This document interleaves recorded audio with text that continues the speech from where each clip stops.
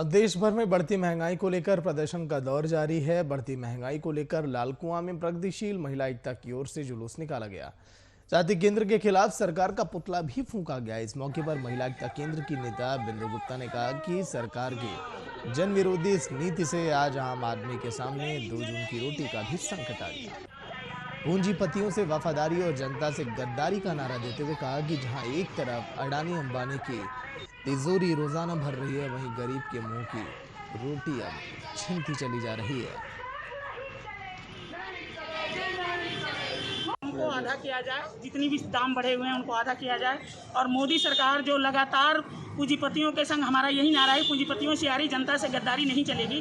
तो ये सीधी सीधी साफ दिखाता है कि अडानी अंबानी को जितना भी मुनाफा पहुंचाने की कवायद सरकार चला रही है वो लगातार उसमें सक्सेसफुल हो रही है। और जो जनता के बीच में जितने भी वादे किए हैं उसमें सब में फेल है। तो हमारा ये मानना है, इस महंगाई विरोधी जो मुहिम हमने चलाई है, इस मुहिम के द्वारा हम ये बात पहुंचाना चाहते हैं कि जितनी भी मेहनत कश आवाम के जो रोज़मर्रा की ज़िंदगी जीने वाली जो चीज़ें हैं, मूलभूत जो चीज़ें हैं, उस पर लगातार बेतहाशा महंगाई बढ़ाने के पीछे जो सरकार का जो खेल है वो लगातार पूंजीपतियों को मुनाफा बढ़ाने की चीज़ों को तरफ ले जाता है। कि एक तरफ जो सरकार है अडानी अंबानी को जितने भी पैकेज दे रही है, उनकी छूट दे रही है, सारी कुछ कर रही है, और जितनी भी मेहनत जनता है उनकी चीज़ों को लगातार वो पीछे धकेल रही है, बेरोजगारी बढ़ा रही है। और नौजवान पीढ़ी जो बेरोजगारी की गर्त में डूब कर जितने भी अपराध बढ़ रहे हैं लगातार समाज के अंदर बढ़ रहे हैं।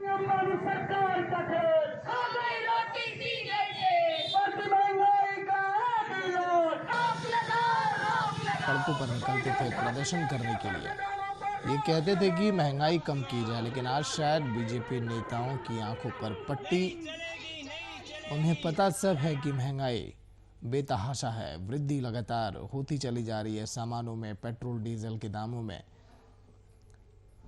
लेकिन तमाम नेताओं से जब हमने बातचीत की, सत्ता पक्ष के भी, उनका यही कहना था कि आखिर सरकार अन्य विकास कार्यों के लिए पैसे की भरपाई कहां से करेगी। कुछ इस तरह के जवाब जब सामने आते हैं तो फिर जनता निराश होती है। लेकिन महंगाई एक ऐसा मुद्दा जिस पर अब बीजेपी लगातार अब घिरती चली जा रही है। लगातार सियासत का दौर जारी, आरोप प्रत्यारोप का दौर भी जारी, लेकिन महंगाई कम कब होगी चिंता का विषय है। क्योंकि पेट्रोल डीजल के दाम बढ़ने से जब ट्रांसपोर्टेशन में पैसे अधिक लगते हैं तो इसी कारण कहा जाता है कि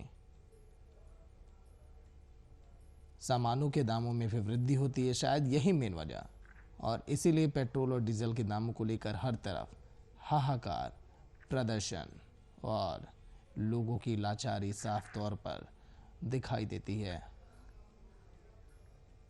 देखिए तस्वीरें आपकी टीवी स्क्रीन पर, ये प्रदर्शन के दौर की तस्वीरें, लोगों के हाथों में तख्तियां, बैनर, पोस्टर, केवल और केवल महंगाई को लेकर।